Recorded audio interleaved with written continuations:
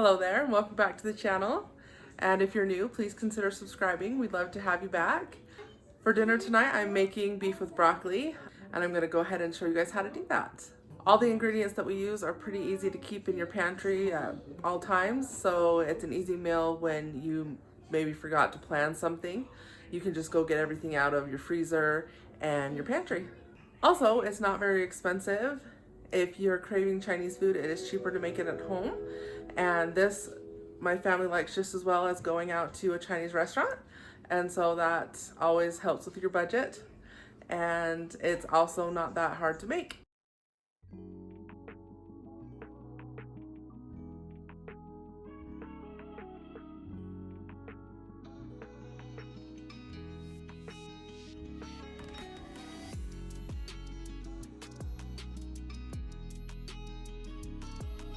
Now you can use any sort of steak that you would like for this. This is a steak that I think it's a round steak that we got from the half of beef we got from the butcher this year. But any steak is fine. You want to just go ahead and cut the fat off. So the only prep you need to do for your steak is make sure and cut off as much fat as you would like. If you want to leave some, like I'm going to leave that. And there's a few pieces I've left on, but I like to have it be pretty lean. And then you want to just cut it into thin strips. You are going to cook them so they don't have to be perfect, but you want to have them about bite size just to make it easier to eat and to make everything go farther. And once you have all your steak cut up, then we'll go ahead and make our sauce. Now I am going to be making a double batch of the sauce that goes with this. If you don't want to, you can just half it, but I found as I've made this many times that doubling the batch that came with the recipe is the best way to go because you do want that sauce on every bite. So go ahead and start out with 1 cup of water, and to that you're going to add 1 cup of soy sauce. After your soy sauce, it's half a cup of cornstarch. And that is going to be really quite thick, so you'll have to mix that in quite a lot. And then we're going to add a whole teaspoon of ginger.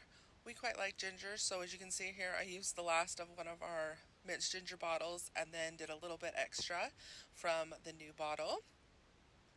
After the ginger comes the garlic, and you're going to want to do 2 tablespoons of minced garlic. And again, I just have the bottled here, but you can mince your own if you have some fresh that you'd like to use up.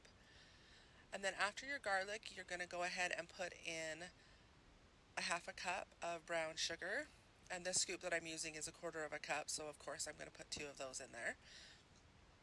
And then after that, you're going to go ahead and just mix this up a lot because, as I said, the cornstarch is going to be quite thick, and it's going to take a lot of just whisking to get that all to disperse throughout. But it's not hard, it just takes a few minutes. And then once we are done with mixing our sauce base up, we'll go ahead and start cooking our broccoli and our steak. Now, this time I am going to be using broccoli that comes in those bags that are steamable in the microwave.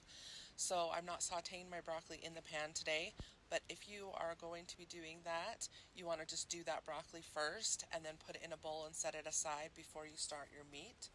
But as I said, I had the bags in the freezer that are the steamable ones, so I'm just going to cook those in the microwave while I'm searing up my meat. Go ahead and set your pan on a high heat and let it warm up before you do put your steak in there to sear. And each side should sear very quickly, 1 to 2 minutes, and then you just want to go ahead and give them a flip and sear the other side. After they are seared, go ahead and set them aside just on a plate, or if you have put the broccoli in and sauteed it in your pan, they can go ahead and just go on top of your broccoli florets that are in your bowl waiting. Okay, now we can go ahead and pour our sauce mixture into our pan, and I leave all the drippings from the meat in there. It just adds extra flavor to our sauce. I like to turn the pan down to more of a medium-low heat. And I also like to stir as it warms up so that the heat is distributed evenly as it heats. And as it thickens up, you want to keep it stirring so that it doesn't scorch or get burnt at all on the bottom. Once the sauce has thickened, it will be time to dump your broccoli and your steak back in. I like to let the sauce get pretty thick but still a little watery, just so that it will coat nicely on all of the pieces of broccoli and the meat. Now, after you dump in your broccoli and your beef and stir it all in, if you feel like the sauce is still a little bit too thick, you can add a little bit of water. I like it to be a little bit thinner because, as I said before, we actually like to have our sauce go not only on the beef and the broccoli, but a little bit on the rice as well. Go ahead and give it all a good mix, and mix again if you do end up adding water, which I do because it was a little too thick. And once you've got it all mixed together, it is ready to go on top of your rice, and you're ready to eat. Thank you guys for joining us today. It was great to have you.